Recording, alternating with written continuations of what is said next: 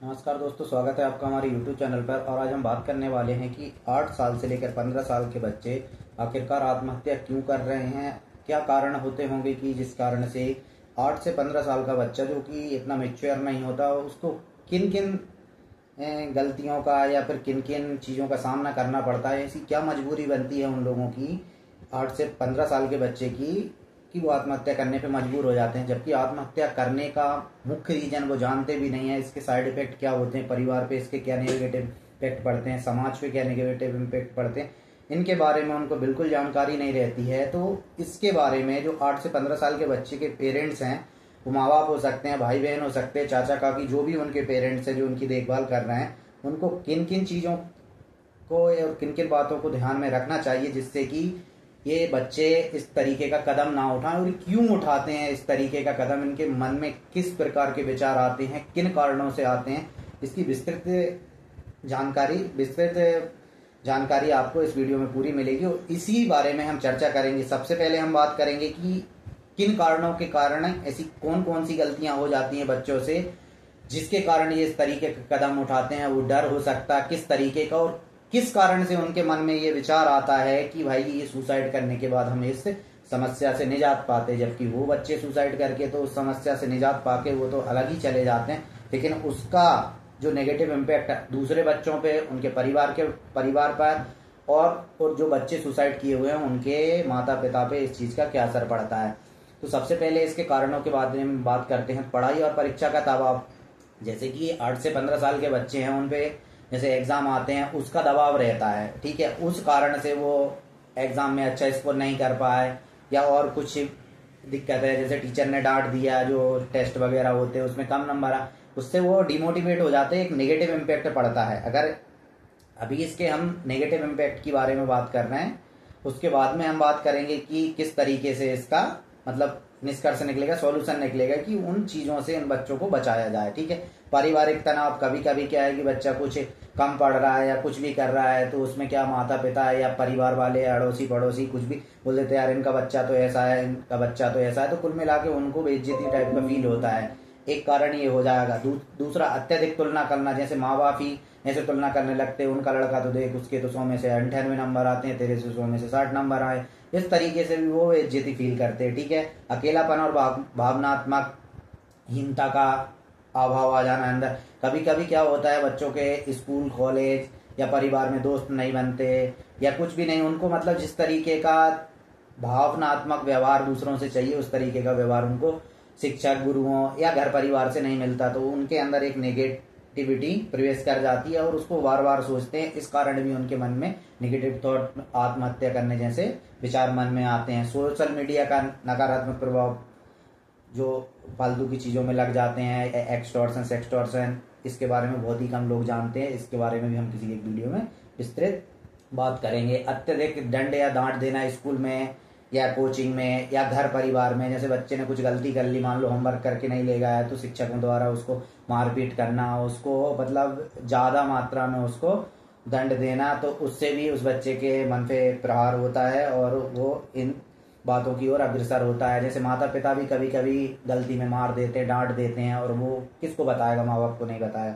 तो अब ये बातें तो हुई मेन चीज की, ये कारण है। इसके निवारण कैसे, जैसे पढ़ाई और परीक्षा का तनाव है, तो बच्चों के पेरेंट्स जो हैं उनको अपने माता पिता को मतलब बच्चों के साथ में पहले से उनको ट्रेंड करना चाहिए, उनको समझाना चाहिए कि बेटा अगर कभी तुम्हारे मार्क्स कम आ जाते हैं या कुछ भी आ जाते हैं तो अपने को निराश नहीं होना और मेहनत करना, फिर से पढ़ाई करो, फिर अच्छे मार्क्स आएंगे। उनको पढ़ाओ, खुद गाइड करो।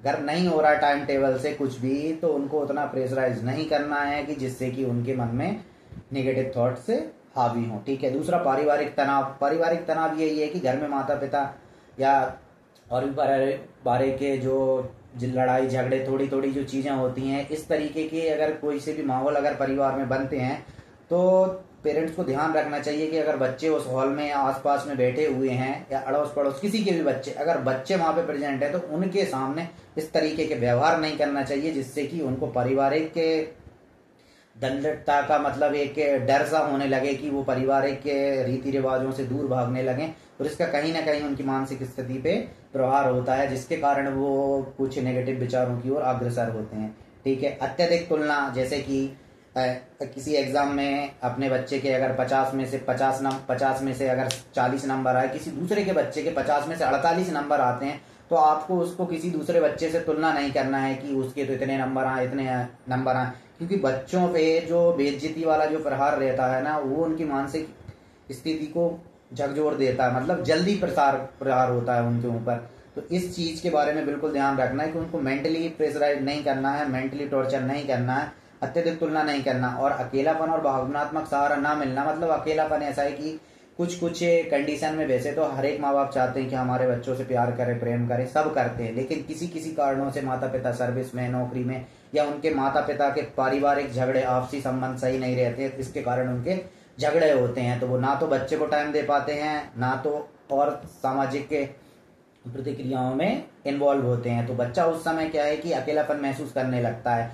ऐसे ही स्कूल में होता है, उसके दोस्त वगैरह नहीं है, या टीचरों का भी उसके प्रति थोड़ा व्यवहार सही नहीं है, तो इससे क्या है कि उसके मन में एक अकेलापन की भावना आती है, और अकेलेपन के कारण वो अपने आप को बहुत ही अकेला समझने लगता है। तो वो इस चीज से छुटकारा पाने के लिए उसके मन में नेगेटिव विचार आते हो। नेगेटिव विचारों की एक क्वालिटी होती है कि अगर एक नेगेटिव विचार मन में आता है तो बार बार उसको रिपीट करके उस दलदल में घसीट देते हैं। उसका समाधान सिर्फ सामने वाले को ऐसा लगता है कि मैं आत्महत्या कर लूँ, अपने प्राण त्याग दूं।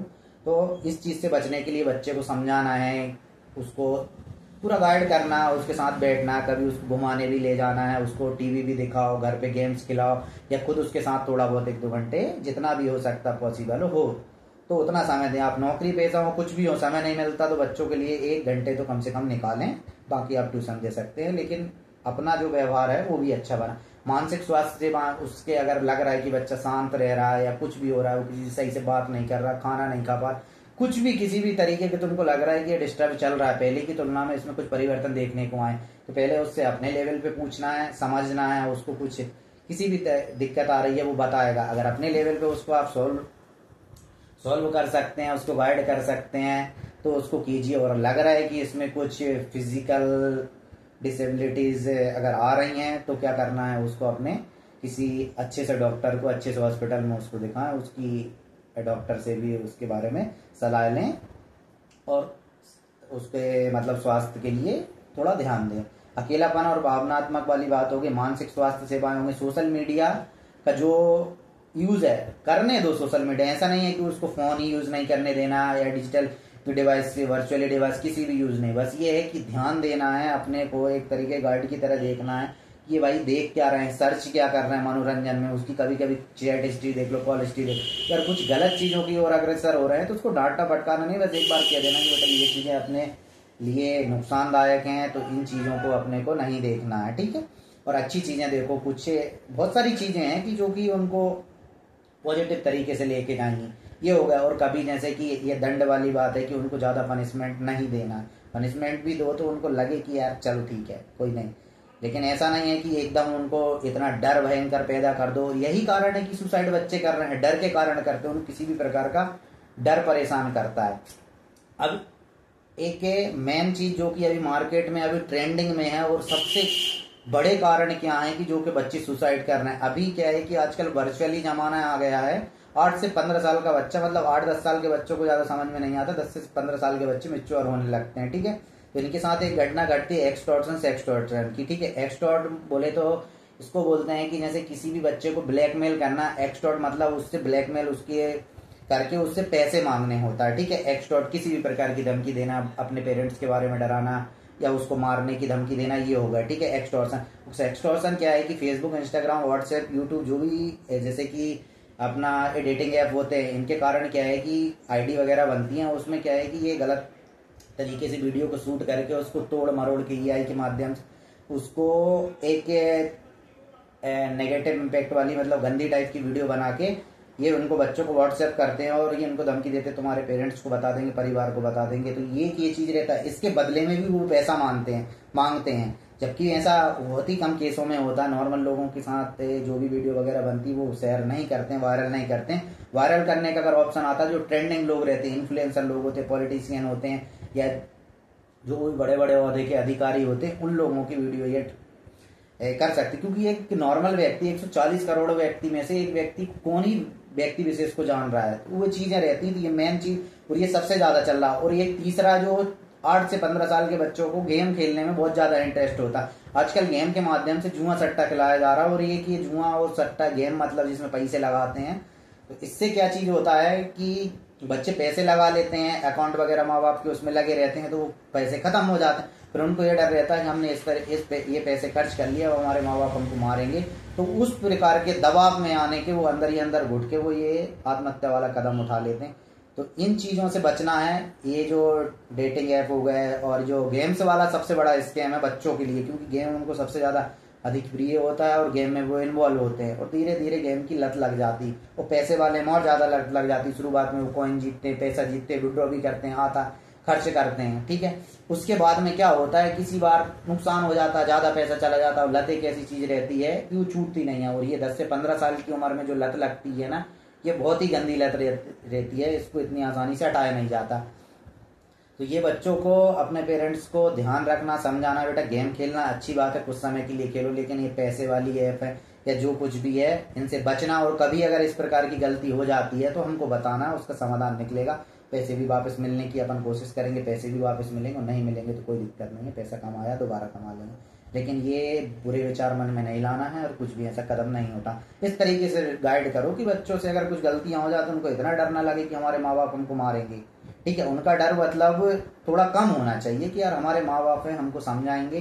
तो इस तरीके के कदम बच्चे नहीं उठाएंगे। तो इससे बचने का यही तरीका है कि अपने बच्चों पर बिल्कुल ध्यान दें। सब माँ बाप अपने बच्चों के लिए ही करते हैं, तो इतना दंड, डरावनापन उनके व्यवहार में नहीं करना चाहिए। थोड़ा बहुत डराना ठीक है, लेकिन इतना ज़्यादा नहीं जिससे कि अपने को नुकसान हो, अपने बच्चों को नुकसान हो, समाज को नुकसान हो, पूरे राष्ट्र को नुकसान हो। ठीक है दोस्तों, इस प्रकार की वीडियो अगर अच्छी लगे, इस वीडियो को लाइक कीजिए और अपने दोस्तों में, अपने ग्रुपों में शेयर कीजिए, और कमेंट करके बताइए कि आप किस तरीके की वीडियो और चाहते हैं, इस टॉपिक से रिलेटेड डीप में चाहते हैं। जैसे एक्सटॉर्शन, सेक्सटॉर्शन बहुत ही कम लोगों को समझ में आया होगा। ये भी बहुत बड़ा स्कीम है। अगर इसके बारे में अगर समझना है, आपको डीप में जाना है, तो हम एक इसके पे भी 10 से 20 मिनट का एक वीडियो बनेगा, प्रेजेंटेशन के माध्यम से बता देंगे कैसे कि इस स्कैम में बच्चों को फंसाया जाता है। बच्चे, एडल्ट से एक्सटॉर्शन, सेक्सटॉर्शन में तो बड़ों को भी, मतलब छोटे बच्चे तो नहीं, इसमें 15 से 30 साल के बच्चे ज्यादा रहते हैं, पॉलिटिशियन रहते हैं, जो पैसे वाले लोग रहते हैं, जो हाई प्रोफाइल रहते हैं, उनको भी फंसाया जाता है। फेसबुक, इंस्टाग्राम, सोशल मीडिया के माध्यम से ही फंसाया जाता है, डेटिंग ऐप के माध्यम से फंसाया जाता है।